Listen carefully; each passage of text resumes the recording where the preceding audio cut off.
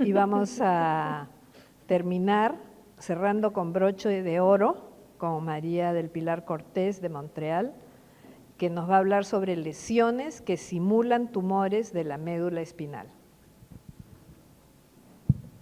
Muchas gracias, doctora. Y bueno, gracias por aguantar hasta esta hora de un sábado. Espero mostrarles casos que les ayuden en una situación difícil. Todos estos son casos de errores, básicamente, de cosas que no supimos y que al fin aprendimos que era, que siempre todos, el riesgo principal es que uno piensa que podrían ser un tumor y que terminan en biopsia o dice un diagnóstico equivocado. Los casos de columna son siempre desagradecidos, digamos. Vamos a empezar con vamos a hacer el quiz. Vamos a empezar con un caso de una paciente de 37 años con atrofia y debilidad en ambas manos.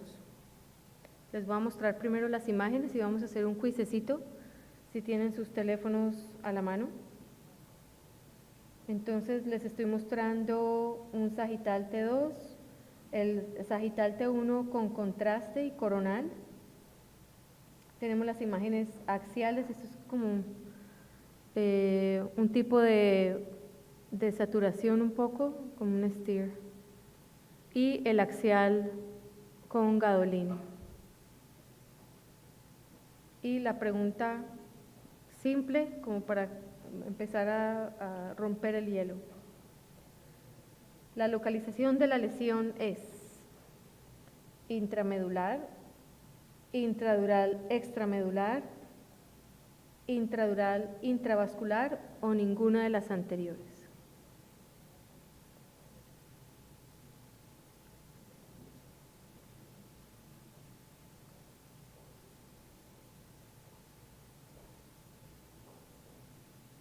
Como somos poquitos, si no lo hacemos a la mano.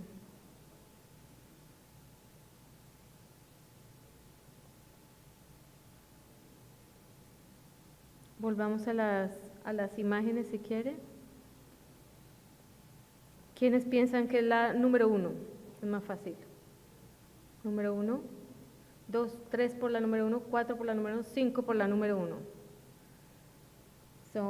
Lo que vemos entonces es una lesión que es intradural, intramedular. Muy bien, esa es la respuesta correcta. Esta es una lesión bastante típica como las que vimos en la sesión de tumores, que tiene un nódulo que realza, tiene un componente quístico que en este caso yo diría que es parte del tumor. No pareciera que fueran quistes polares o hacia los extremos de la lesión, y vemos que tiene áreas que podrían ser hemosiderina hacia los bordes o signo de la gorra. Entonces en este caso sabemos que es un tumor intramedular. Si nos preguntan qué tipo de tumor es, ¿qué dirían? ¿Es un hemangioblastoma? ¿Es un astrocitoma? ¿Es un ependimoma? ¿O todas las anteriores? ¿Quién vota por el hemangioblastoma? Ok, podría ser. Tiene un nódulo y es un solo quiste. Astrocitoma. Menos probable, no se ve tan infiltrante como los tumores que vimos, aunque ya vimos que hay casos en que se ven todos idénticos. Ependimoma. Ok, esa es la primera pregunta. Muchas gracias. Y como tercer diagnóstico diferencial, ependimoma.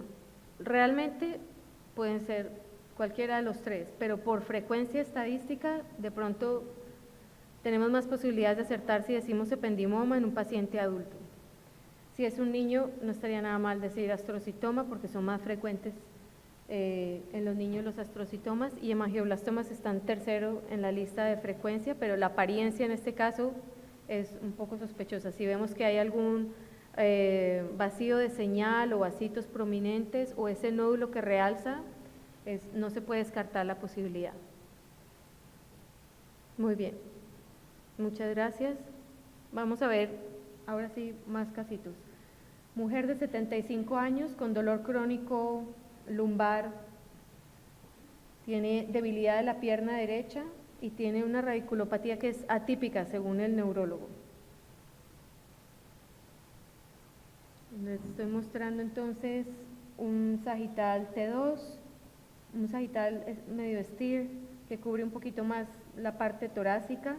Vemos que la lesión está localizada dentro del canal y tenemos imágenes en axial. Les voy a mostrar también una imagen de ultrasonido, pero eso es solo como por información. Tienen unas imágenes ecogénicas que podrían ser de pronto calcificaciones, pero es difícil confirmar eso. Tiene una imagen como un poquito hipointensa focal en el T2 que podría corresponder a algo de lo que vemos como ecogénico. ¿Qué piensan de la localización? Intradural, ¿quién vota por intradural? De acuerdo, esta lesión es intradural. Parece que tuviera un foquito de un área pequeña de calcio, posiblemente. Hemorragia no es claro por lo que vimos en el T2 y en el T1. ¿Está infiltrando la médula? Tal vez no. Cuando volvemos al axial y miramos, pareciera que está ocupando parte del canal, parte del saco, pero la médula pareciera que estuviera desplazada y comprimida hacia el lado posterior y derecho del canal. Entonces digamos que es más extramedular. El diagnóstico diferencial, ¿qué opinan entre schwannoma y meningioma? Schwannoma, más probablemente schwannoma, aunque la calcificación lo hace dudar aún un poquito, pero vimos que los dos son posibles en esta localización. Meningiomas un poquito más altos en la región torácica, mujer de 75 años, ¿sí? Podría ser buen candidato. Parece dural based y es posterior. En algunas imágenes sagitales pareciera que fuera posterior a la médula, entonces no está muy claro exactamente cuál es la localización ahí. Y ese resultó ser un schwannoma. Vamos a seguir con otro casito. Esta es una mujer de 60 años que se presenta con dolor lumbar bajo y tiene radiculopatía de la pierna izquierda.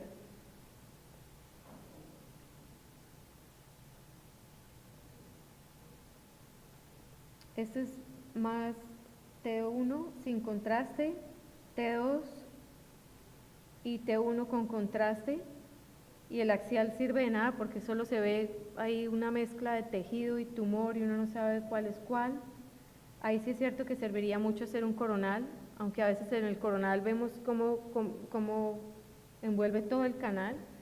Importante fijarse aquí que el canal no pareciera que estuviera remodelado y que la lesión es completamente intradural, no se está extendiendo hacia los forámenes.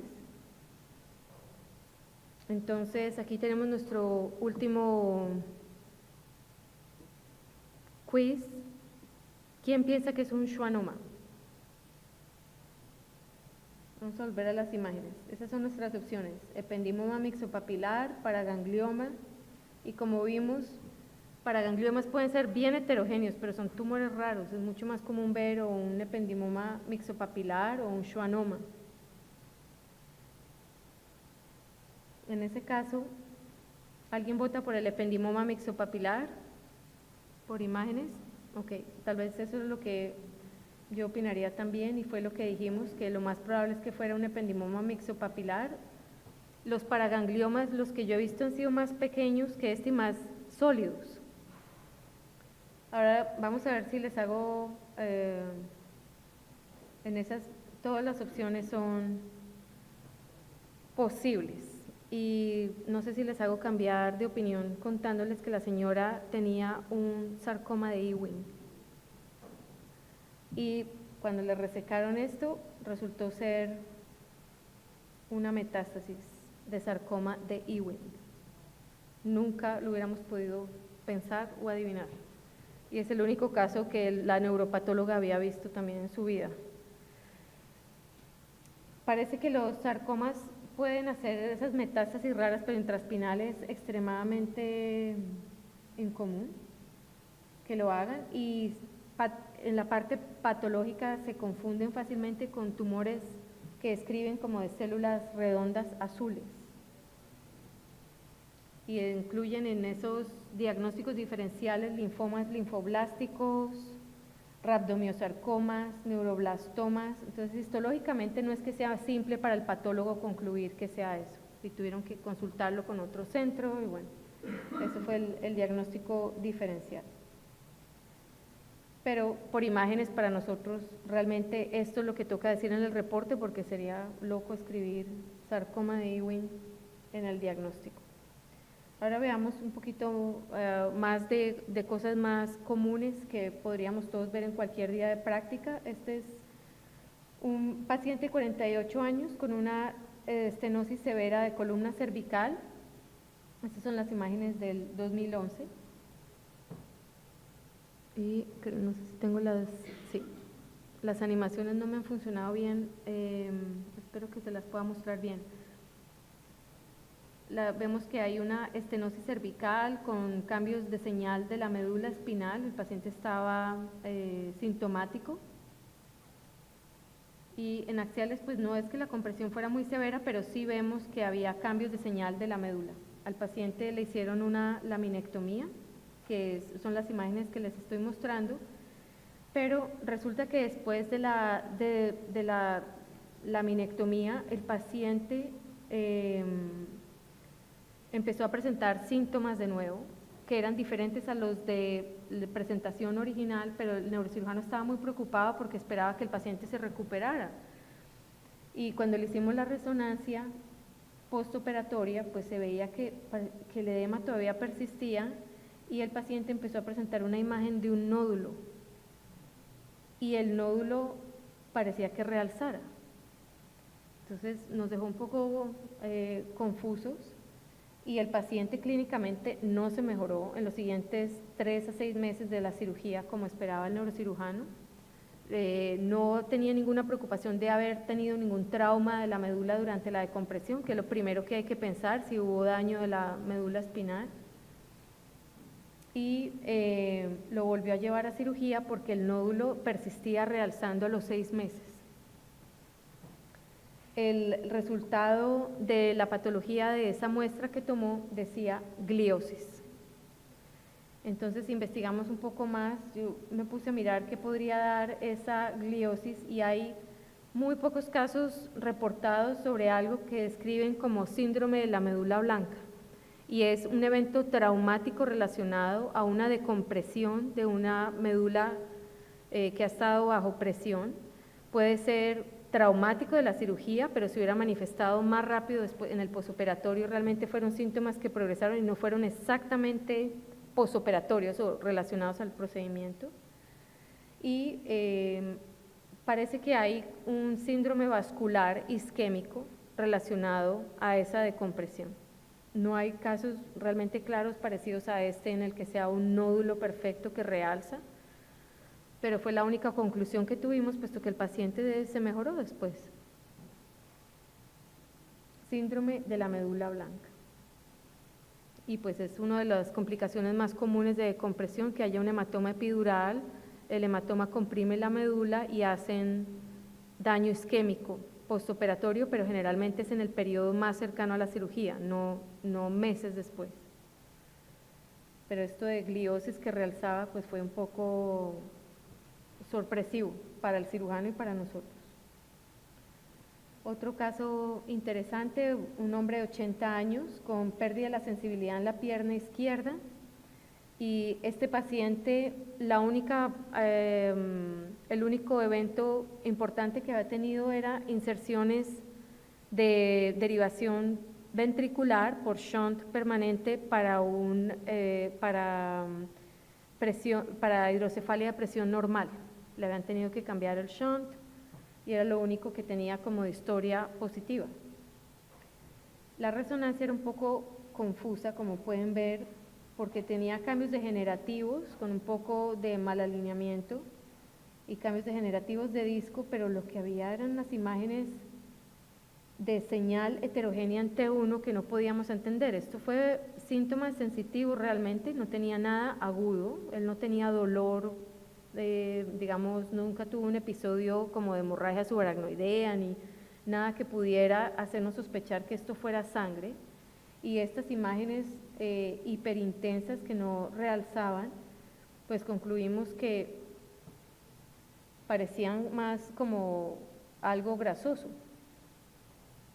Al paciente, correlacionando con sus eventos anteriores, parece que se le formó un dermoide o un quiste epidermoide, cualquiera de los dos, nunca vamos a saber exactamente, pero es algo que contiene grasa, y eso hizo metástasis o le diseminó hacia el canal, y esa fue la única conclusión lógica que pudimos sacar de todo este caso, porque no entendíamos, él no había tenido punciones lumbares y lo único que tenía era esa grasa en el cuarto ventrículo.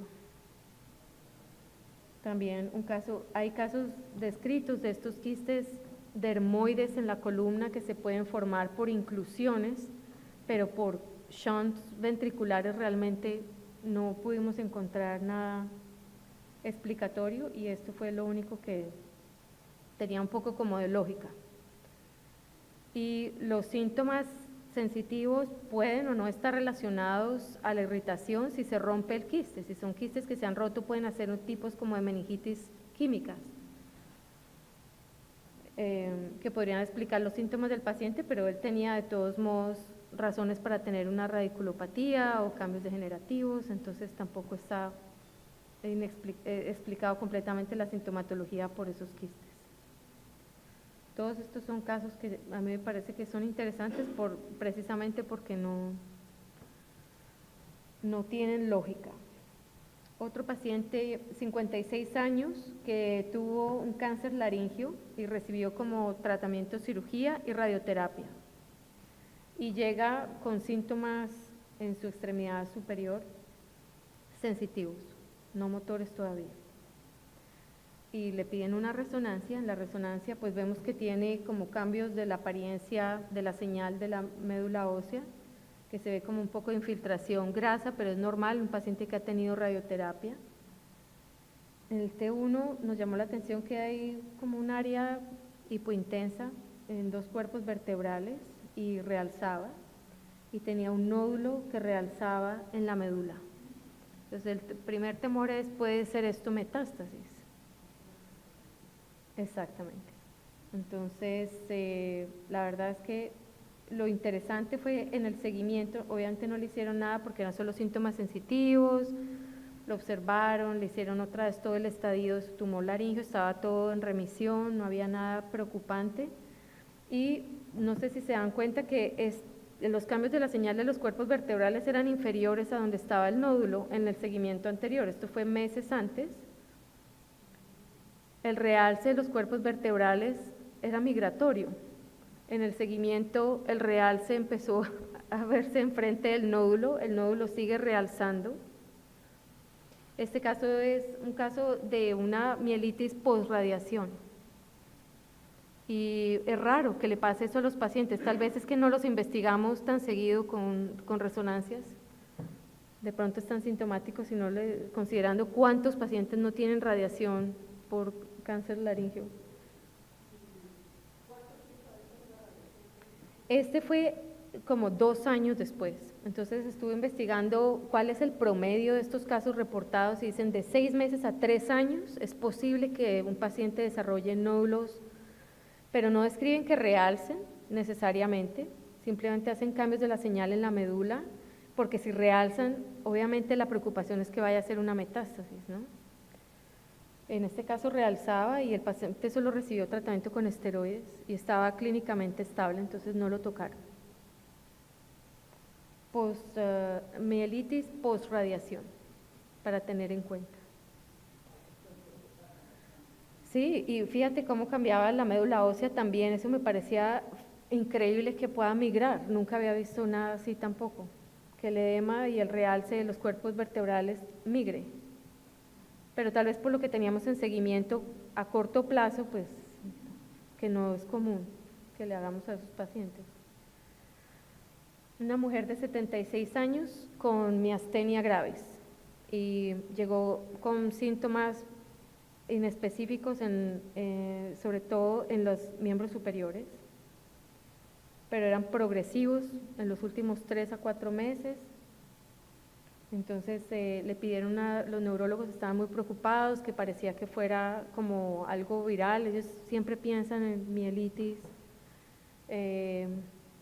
y la resonancia pues nos sorprendió un poco, tenía una anormalidad de la señal súper difusa que se estaba ya extendiendo intracraneal. Esa señora tenía también cambios de un poquito como de atrofia, un cerebelo atrófico, pero ella funcionaba, ella estaba bien de su miastenia, estaba controlada, y el realce sí era completamente inusual, pareciera que tuviera una cavidad central en la médula que se podía ver en algunas imágenes T2, pero en T1 era más difícil verlo con el gadolinio, parecía más homogéneo, pero parecía que tuviera como un canal dentro, y alguien sugirió que le hiciéramos una difusión, que me parece que fue la mejor idea, porque inicialmente yo decía, no, esto debe ser como una mielitis, pero ya mirando con detenimiento la difusión, que hablábamos durante el break, no tenemos un protocolo claro qué es mejor, si sagital o axial, depende del técnico, si se sienten cómodos. Yo prefiero axial porque es más fácil interpretar con el mapa ADC si restringe o no, y como ven en la difusión se ve un área pequeñita en el centro de esa cavidad que está hiperintensa, que se correlaciona en el ADC con algo disminuido. Entonces con eso ya dijimos, esto tiene que ser infeccioso, probablemente algo oportunista, porque ella está inmunosuprimida, pero pues no es común ver en la médula lesiones fungales o bacterianas o oportunistas. Realmente no vemos muchas cosas infecciosas en la médula. Entonces la neurocirujana le hizo un drenaje de la colección, a la señora le fue muy bien y se recuperó, era una nocardia, y nunca hemos visto nada parecido después de eso. Nocardia en una paciente con miastenia gravis, y aquí pues de hecho la aplicación de la difusión fue lo que nos salvó. Pero sí hay que hacerlo en un plano, me parece axial es más seguro, porque en sagital si no se hacen los cortes paralelos a la médula, o si el paciente tiene un poquito de deformidad, es fácil que a uno se le pase en una cavidad tan pequeña el área de interés. Tenemos una paciente de 53 años con dolor cervical,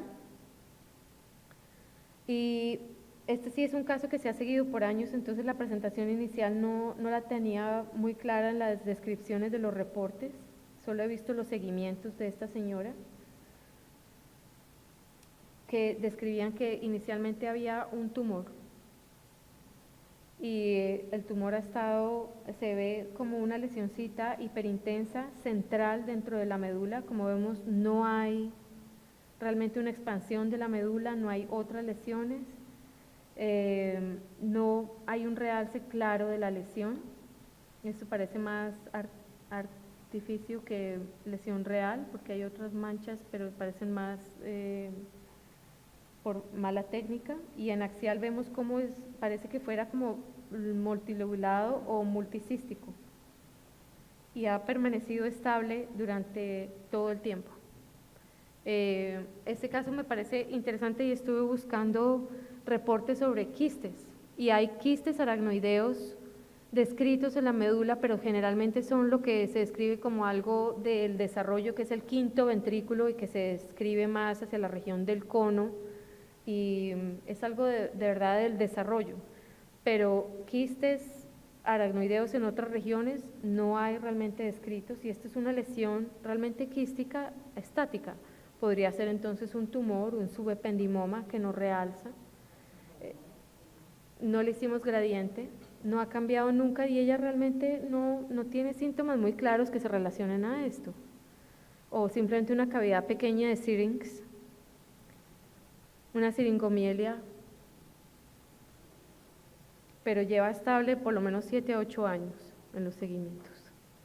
Es una lesión quística que podríamos decir que es tumor, pero realmente no pareciera, no tiene ningún realce ni ningún cambio y pareciera que no causa ningún síntoma.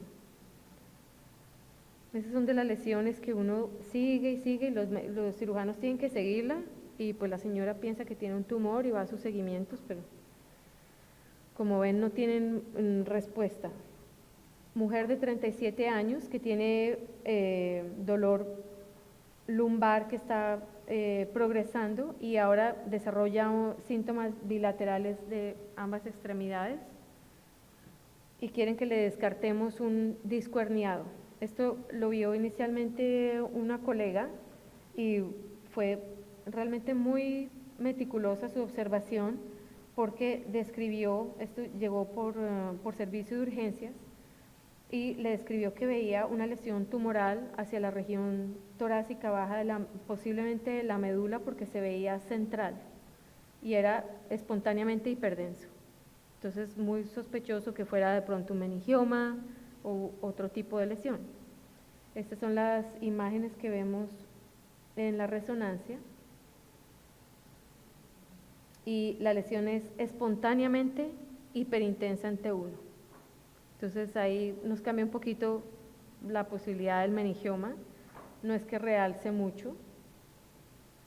La señora tenía tanto dolor que no se pudo acostar en supino, entonces tocó hacer la resonancia como de lado.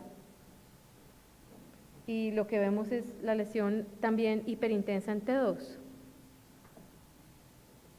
Tiene un área isointensa, pero tiene un foquito de hiperintensidad en T1 y en T2. Podría ser algo quístico, pero entonces preguntándole a la señora más con calma, empezó a contar que en su familia había historia de cavernomas, que tenía un hermano que tenía cavernomas, entonces le hicimos la resonancia de cerebro y tenía ella también cavernomas múltiples. Entonces le hicimos el gradiente y de hecho en los seguimientos ella le aparecen y desaparecen esos nodulitos de susceptibilidad en ecogradiente y es una cavernomatosis. A ella finalmente le operaron esa lesión el neurocirujano y fue un cavernoma. Tenemos una mujer de 60 años. No, era simple.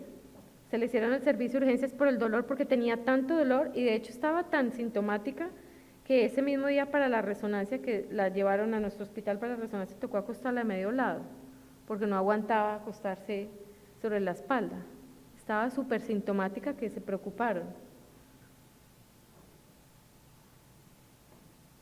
Esta paciente es de 60 años con incontinencia urinaria ocasional que ha progresado. Es difícil saber si esto realmente está relacionado al hallazgo o no. Lo que vemos es una expansión del canal sacro con una imagen de tejido blando con calcificación y la resonancia, al igual que la escanografía, confirman la presencia de una lesión de tejido blando heterogénea con áreas posiblemente de calcificación en el sacro, que pueden o no tener que ver con los síntomas de la señora. Esa parte no nos quedó muy clara porque esto parece algo crónico de larga data que resultó siendo un teratoma. Los teratomas son raros en la columna y he tratado de hacer como un paralelo con los quistes epidermoides, pero es difícil diferenciarlos porque los teratomas reportados más frecuentemente están en el canal sacro, los otros quistes sí se ven más en la región cervical, pero la apariencia es exactamente igual. Pueden tener calcificación, pueden tener componente graso, componente tejido blando, a veces tienen inclusive folículos. Entonces son como lesiones parecidas que no tienen por imágenes una diferenciación clara, que los teratomas es importante pronto hacer la diferenciación es porque los teratomas pueden ser maduros o inmaduros y los inmaduros pueden malignizarse. Y en este caso pues resultó ser un teratoma. Más adelante les mostraré algo parecido. Todos estos son lesiones que son tumorales de columna que siempre nos han parecido difíciles un poco en el diagnóstico diferencial. No es tan fácil como otras lesiones que podemos hacer un diagnóstico más preciso. Aquí siempre está uno como adivinando, parece un teratoma, pero porque vemos muy pocos. Estas son una de las pocas revisiones que encontré y son 18 casos acumulados después de mucho tiempo. Como les digo, lo típico es esa apariencia heterogénea, calcificación, grasa, tejido blando. Hombre de 37 años que llega al hospital con una historia que sonaba de hemorragia subaracnoidea y dolor cervical. Al paciente le hicieron en urgencias una punción lumbar porque la escanografía simple no mostró una evidencia clara de hemorragia subaracnoidea. La hizo el primer staff, que dice que fue completamente hemorrágica la punción, que no es traumática, que es sangre lo que obtuvo, que sí es positiva la muestra. Y había dudas porque no se le hizo una resonancia de cerebro, no tenía ninguna evidencia de hemorragia subaracnoidea, le repitieron la punción lumbar y salió completamente hemorrágica. Entonces vuelven con las dudas, como nosotros hacemos también endovascular, entonces vienen cada media hora a preguntar que qué hacemos, que si le hacemos una arteriografía, que si no, bueno, se empezó con una angiografía por CT scan, no aneurisma, y ya habíamos visto el TAC y la resonancia negativos, y este señor con dolor de cabeza solamente. Entonces alguien dijo, bueno, pues hagámosle la resonancia de columna, porque de pronto algo de columna que sangra es lo que da la parte positiva de la punción lumbar. Y pues sí, como sorpresa en la resonancia de columna habían unas imágenes de unos vasos prominentes en la región torácica inferior. La médula espinal realmente no tiene ningún cambio de señal que indique edema, pero había claramente señal de sangrado en la región del cono y había sangre dentro del saco. Entonces ahí ya estamos en problemas porque hay sangrado, puede ser de esa malformación que estamos sospechando en el cono, el señor tiene un dolor de cabeza, está sintomático, entonces hay que hacer la investigación completa y le hicimos la investigación y efectivamente lo que se encontró fue una fístula pial, una comunicación que viene de las arterias que nutren directamente la médula espinal, en este caso eran posterolaterales, que se comunicaban, esto es al nivel del cono, y les voy a mostrar una secuencia de la arteriografía donde muestra el punto de comunicación arteriovenosa, que es directo, por eso le decimos fístula pial, y además tenía contribución de la arteria espinal anterior, pero era una contribución secundaria al punto de la fístula, que era un poco más alto como en T9, y es aquí donde vemos la comunicación arteriovenosa. Y pues el caso es interesante primero porque hay sangrado dentro del saco dural, no tenía edema de la médula espinal, que si hay edema de la médula espinal, eso resuelve todas las dudas de pronto si tratar o no a este señor, porque el señor no tiene ningún síntoma, ni de esfínteres, ni de extremidades inferiores, ni de nada, simplemente dolor de cabeza. Y después de, bueno, lo hemos discutido muchas veces, una de las posibilidades que se contempló como explicación del sangrado es que la punción lumbar se hizo sobre uno de los vasos prominentes en el cono y por eso sangró, que fue más iatrogénica el sangrado. Si la médula espinal tuviera señales anormales de congestión venosa, sería muy probablemente la causa de todos los síntomas, la malformación, y se debería tratar, pero pues el tratamiento es de alto riesgo porque son las mismas arterias de la médula las que nutren la comunicación arteriovenosa. Paciente de 55 años con una historia médica previa de un meningioma intracraneal que fue resecado y que era de tipo 1, y la paciente le piden una resonancia porque está con dolor principalmente cervical, pero estaban preocupados que tenía cambios sensitivos en uno de los brazos. La resonancia nos dejó un poco sorprendidos porque tenía un realce anormal leptomeningio y pial difuso en toda la médula, hasta el cono, y pareciera que tuviera también realce de algunas de las ramas de la cola equina. Y el único antecedente que se encontró fue lo del meningioma. Nos pusimos a investigar un poco sobre posibilidades de metástasis de meningiomas leptomeningias y a la superficie de la médula, y hay casos descritos en meningiomas de tipo 1. Es más esperable que sean pues meningiomas atípicos que pudieran hacer algo así. Nosotros nunca hemos visto un caso así, a pesar de ver tantos meningiomas, y todavía es un poco sospechoso si esto es, pero a la señora se le hizo una investigación completa para otros orígenes de carcinomatosis leptomeningia y nada se encontró positivo, solo su meningioma, y pues sigue bajo observación, pero ese fue el diagnóstico conclusivo hasta el momento. Es raro y, como les cuento, hay muy pocos casos reportados de meningiomas tipo 1 que pudieran hacer un tipo de diseminación. Hemos visto metástasis de meningiomas en pulmones y ese sí se encuentran más reportes de este tipo de casos.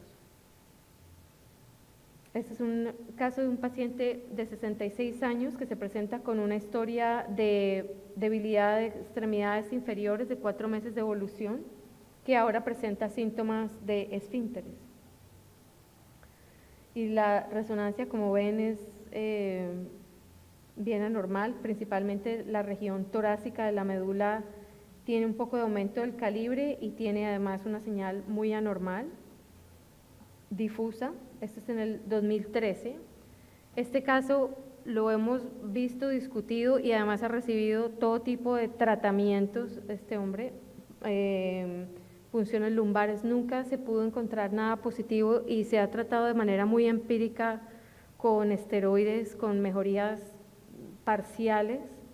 Les voy a mostrar los seguimientos desde el 2013 que se le han hecho. Nunca tuvo un realce claro de una lesión, era más la señal anormal de la médula espinal, y sin falta de compromiso de otros órganos, siempre fue solamente médula espinal.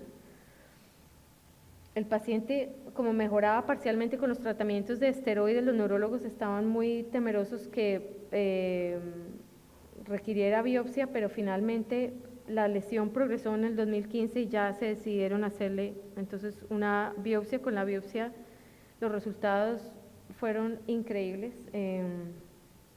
La conclusión de los patólogos es que esto era una granulomatosis eosinofílica, y esto se ha descrito como la enfermedad de Church-Strauss, que obviamente nunca se nos ocurrió que podía ser algo de este tipo. Esto no se describe en la médula, generalmente son lesiones vasculares y de la pared vascular, pero no es típico que se presenten en la columna.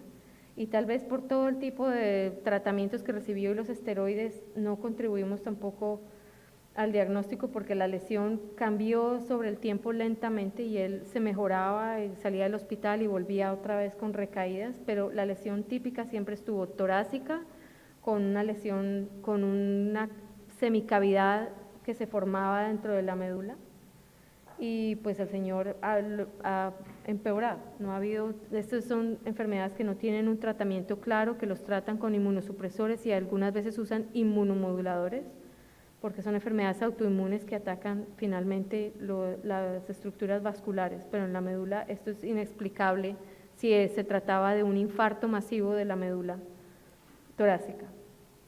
Y avanzando un poco en otro tipo de casos, como el que les mostré antes, esta mujer de 50 años con cefalea y dolor cervical, que le hicieron inicialmente una resonancia cerebral que fue normal, y en la resonancia cervical entonces lo que encontramos fue una lesión que parecía que estuviera en la superficie de la médula sin ninguna anormalidad de la señal o del calibre de la médula cervical.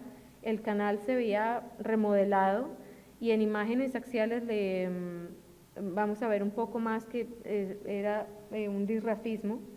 Tiene componentes que se ven un poco hipointensos en T2 y que con la escanografía vamos a poder confirmar de diferentes componentes de grasa. Hay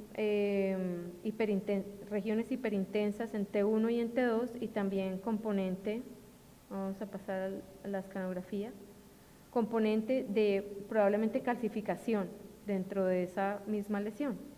Como les decía, esto perfectamente puede entrar en el diagnóstico diferencial de teratoma o un quiste dermoide, pero es difícil diferenciarlo. Si realmente no es claro en los reportes de casos cómo se llega al diagnóstico diferencial, pues en ambas lesiones se describe asociación de disrafismo.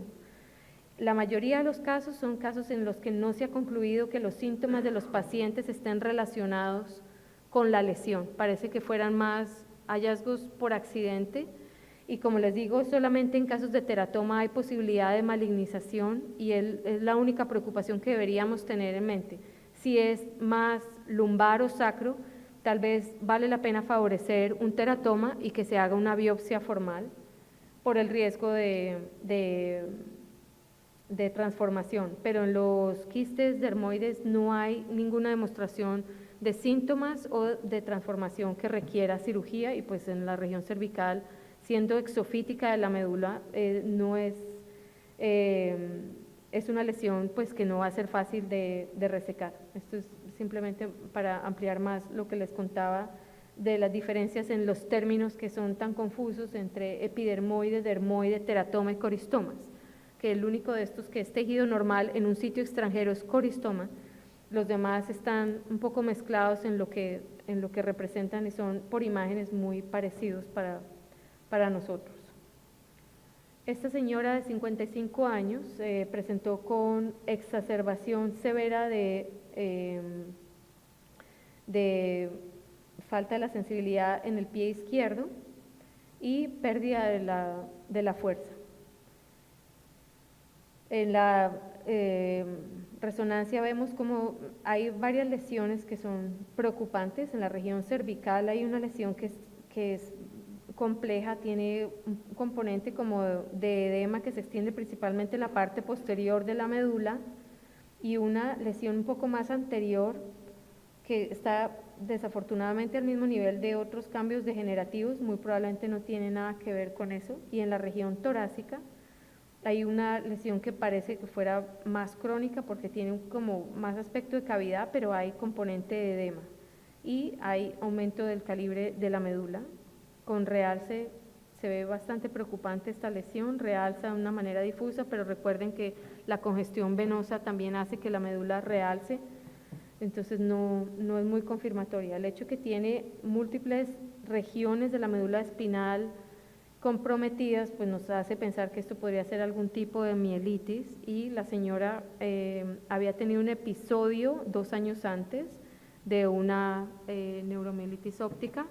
Entonces ya esto nos ayuda a hacer más el diferencial, que esto no es un tumor lo que tiene la señora en la médula, ni es una esclerosis en placa, lo más probable es que lo que tiene es una neuromielitis óptica.